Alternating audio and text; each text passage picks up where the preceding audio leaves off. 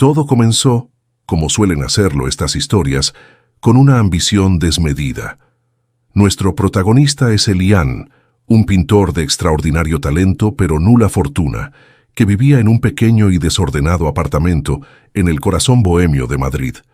Sus lienzos, llenos de una melancolía vibrante, se apilaban contra las paredes, acumulando polvo en lugar de admiradores. Las galerías le cerraban las puertas con sonrisas condescendientes, y las facturas se acumulaban con una puntualidad cruel que su inspiración rara vez poseía.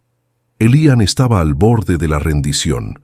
Sentía cómo la chispa creativa, esa llama que le había definido toda su vida, se extinguía bajo el peso de la indiferencia del mundo. Fue en una de esas tardes grises, deambulando sin rumbo por las calles serpenteantes del barrio de la Latina, que el destino, o algo mucho más antiguo y siniestro, le tendió una trampa.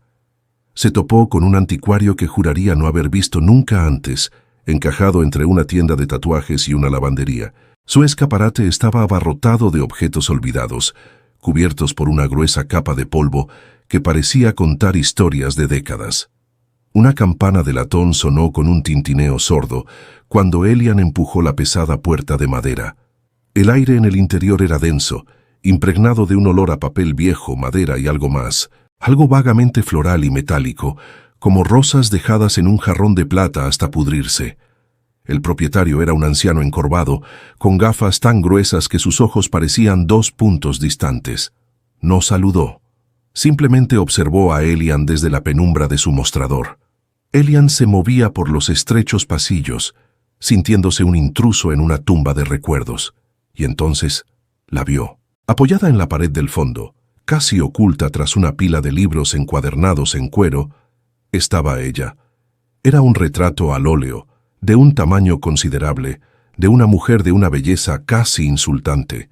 Tenía el cabello oscuro recogido en un peinado eduardiano, la piel de porcelana y unos labios rojos y carnosos esbozando una sonrisa que no llegaba a sus ojos.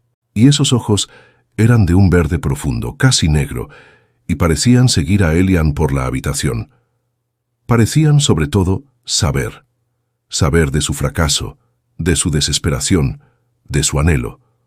Una pequeña placa de latón ennegrecida en la parte inferior del marco rezaba una sola palabra: Rose. «Es hermosa, ¿verdad?», carraspeó el anciano, apareciendo a su lado como un fantasma. Elian dio un respingo. «Lo es hipnótica», balbuceó Elian, incapaz de apartar la mirada. «¿Quién la pintó? No veo firma». El artista prefirió permanecer en el anonimato, o quizás ella no se lo permitió, dijo el anciano con una media sonrisa enigmática. La advertencia flotó en el aire, pero Elian apenas la escuchó. Estaba poseído. La composición, la técnica, la forma en que la luz acariciaba el rostro de Rose, era la perfección que él siempre había buscado. Era la musa que necesitaba. «¿Cuánto?», preguntó, la voz temblorosa por la emoción. El anciano lo miró fijamente, sus ojos magnificados estudiando el rostro hambriento de Elian. «Para ti un precio que puedas pagar, pero recuerda que todo tiene un coste, y no siempre se paga con dinero». Elian vació su cuenta bancaria y pidió prestado a su única amiga, Clara, prometiéndole que esta vez sería diferente. Salió de la tienda cargando el pesado lienzo, sintiendo el peso de la mirada de Rose en su espalda, ignorando la sensación de que acababa de firmar un contrato cuyas cláusulas no había leído. Esa noche, en su estudio, la presencia del cuadro lo cambió todo. El aire parecía vibrar con una nueva energía. Elian colocó a Rose en el caballete principal, donde la luz de su lámpara la iluminaba como a una deidad en su altar. Y por primera vez en meses sintió el impulso irrefrenable de pintar. Sus manos se movían con una seguridad y una velocidad que no sabía que poseía. Las ideas fluían, los colores se mezclaban en su paleta como si tuvieran vida propia. Pintó toda la noche, y a la mañana siguiente, ante él había una obra maestra. Era un paisaje urbano de Madrid bajo la lluvia, pero impregnado de una emoción, una vida y una técnica que superaban con creces cualquier cosa que hubiera hecho antes. Era como si la propia Rose le estuviera susurrando los secretos del arte al oído. En una semana, pintó más y mejor que en el último año. Su estilo se depuró, se volvió audaz y magnético. Llevó una de sus nuevas obras a una pequeña galería que ya lo había rechazado 3 veces. Esta vez, el propietario no sonrió con condescendencia. Se quedó sin palabras. «¿Dónde has estado escondiendo este talento, Elian?», preguntó maravillado. En menos de un mes, Elian tenía su primera exposición individual programada. La crítica lo aclamó como la nueva y brillante voz del arte contemporáneo español. Las ventas se dispararon. De repente, tenía dinero, reconocimiento y, sobre todo, la validación que tanto había anhelado. Todo se lo debía a Rose. Pasaba horas en su estudio, no solo pintando, sino hablando con el retrato. Le contaba sus éxitos, sus miedos, sus sueños, y en los reflejos del óleo, en los pliegues de su vestido, en la profundidad de sus ojos verdes, a Elian le parecía verla sonreírle, afirmando, animándole. Se había enamorado de su musa silenciosa. Clara fue la primera en notar que algo iba terriblemente mal. «Elian, te ves fatal», le dijo un día, visitándolo en su ahora más espacioso y lujoso estudio. «Estás pálido, tienes unas ojeras horribles, estás comiendo, estás durmiendo». «Estoy creando, Clara, finalmente estoy viviendo», respondió él con una euforia febril que a ella le dio escalofríos. Su mirada se desviaba constantemente hacia el retrato, que ahora ocupaba un lugar de honor en la pared principal. «Es ese cuadro», susurró Clara, acercándose a él con cautela. «Desde que lo trajiste, no eres el mismo. Me da miedo». «No hables así de ella», espetó Elian con una ferocidad que la dejó helada. «Ella me lo ha dado todo». «¿O te lo está quitando?», replicó Clara señalando su rostro demacrado. «Te está consumiendo, Elian. Mírate». La discusión fue agria y terminó con Elian echándola de su estudio, acusándola de envidiosa. Pero la semilla de la duda, por pequeña que fuera, había sido plantada. Esa noche Elian tuvo la primera pesadilla. Soñó que estaba dentro del cuadro, en una lujosa estancia eduardiana. Rose estaba allí, viva y respirando, más hermosa aún que en el lienzo. Se acercó a él, susurrándole promesas de fama eterna, de un talento sin límites. Le acarició la mejilla, y su tacto fue frío como el mármol. Luego se inclinó y lo besó. Elian no sintió placer, sino un vacío helado que se extendía desde sus labios por todo su cuerpo, como si ella estuviera bebiendo su calor, su vida, su misma esencia. Despertó gritando, empapado en un sudor frío.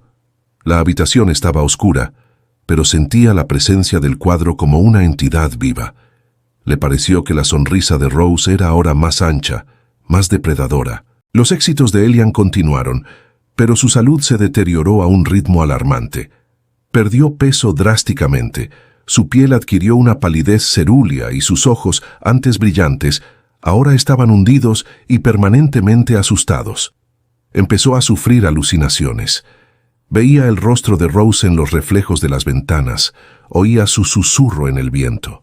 La inspiración seguía fluyendo, pero ahora sus cuadros tenían un matiz oscuro, perturbador. El público lo interpretaba como una fase gótica de su genio. Solo él sabía que era el reflejo de su alma siendo devorada. Mientras tanto, Clara, terriblemente preocupada, no se había rendido. Rechazando la idea de que su amigo se estuviera volviendo loco, empezó a investigar el origen del cuadro. Su única pista era el nombre Rose y el estilo eduardiano. Pasó días en la Biblioteca Nacional, buceando en archivos digitales y periódicos de principios del siglo XX. Finalmente, encontró algo. Un pequeño artículo en un periódico de sociedad de 1908, Ecos de Sociedad.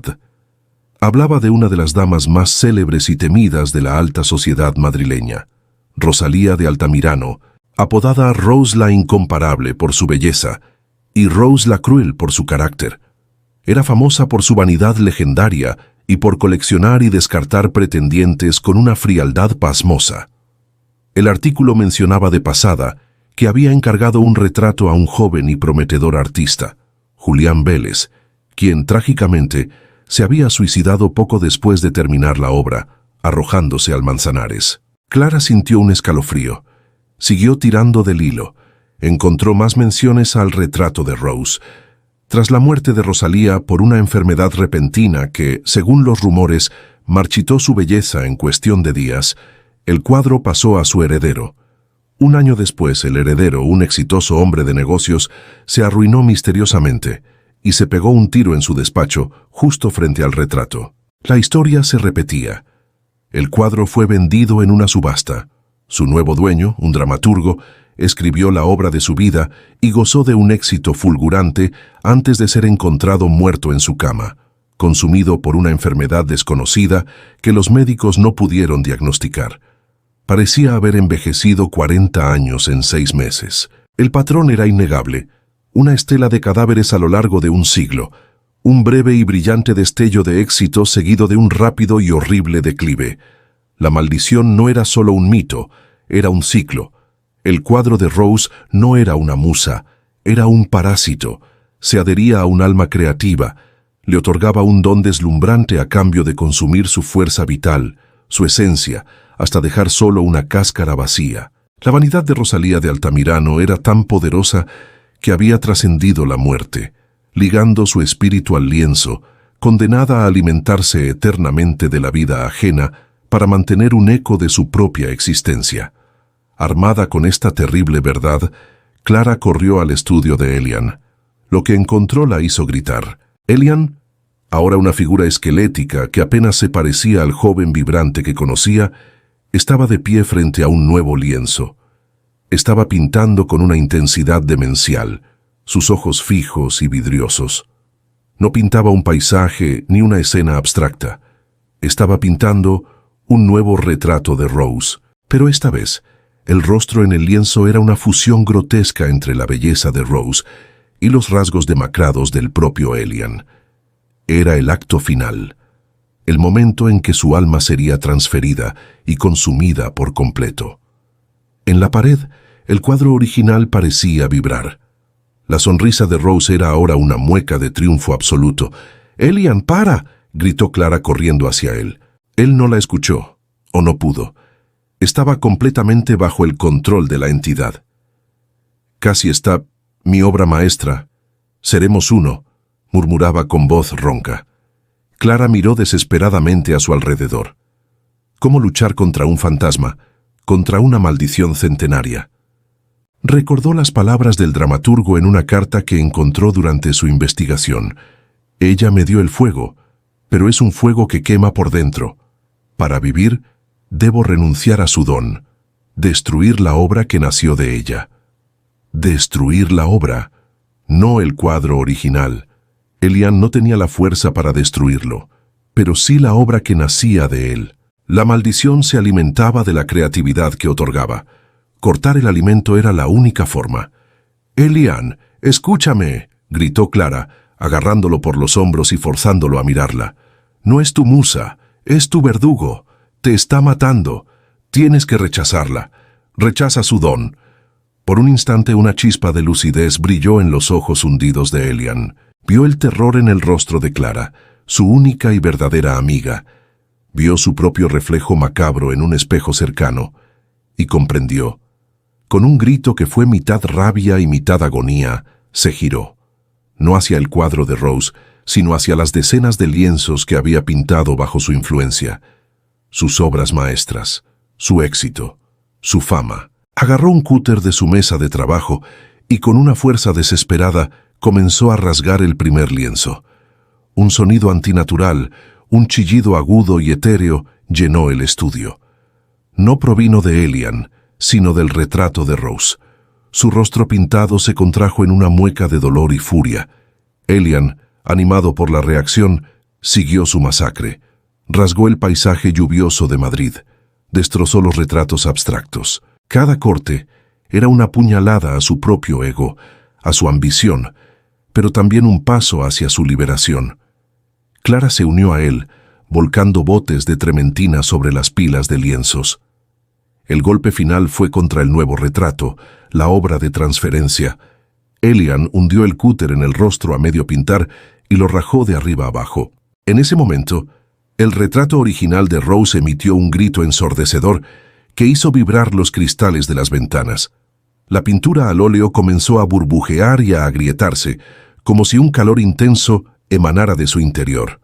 El hermoso rostro de Rose se deformó envejeciendo siglos en segundos, convirtiéndose en una calavera con la piel reseca pegada a los huesos. Antes de que todo el lienzo se deshiciera en un montón de polvo negro y cenizas malolientes que cayeron al suelo. El silencio que siguió fue absoluto. Elian se desplomó, sin aliento, en los brazos de Clara. Estaba débil, exhausto, pero por primera vez en meses estaba libre. La presencia opresiva que había llenado su estudio se había desvanecido. La recuperación fue lenta. Elian pasó semanas en cama, recuperando la fuerza que la maldición le había robado. Había perdido su éxito meteórico. Las galerías, confundidas por su repentina desaparición y la destrucción de su obra, le dieron la espalda. Volvió a ser, en muchos aspectos, el pintor anónimo del principio. Pero algo había cambiado. Unos meses después, cuando volvió a coger un pincel, su mano ya no se movía con una velocidad sobrenatural. La inspiración no era un torrente, sino un goteo tranquilo que tenía que cultivar con paciencia. Sus cuadros ya no tenían esa brillantez magnética y oscura. En su lugar había algo más profundo: honestidad, emoción humana, la belleza encontrada en la imperfección, la belleza encontrada en estar vivo. Nunca volvió a alcanzar la fama estratosférica que Rose le prometió, pero encontró algo mucho más valioso: la paz. Y a veces, cuando pintaba tarde en la noche, con Clara leyendo en un sillón cercano, sonreía, porque había aprendido la lección más dura de todas: que el verdadero arte no nace de un pacto con las sombras, sino de la luz, por pequeña que sea, que uno encuentra dentro de su propia alma.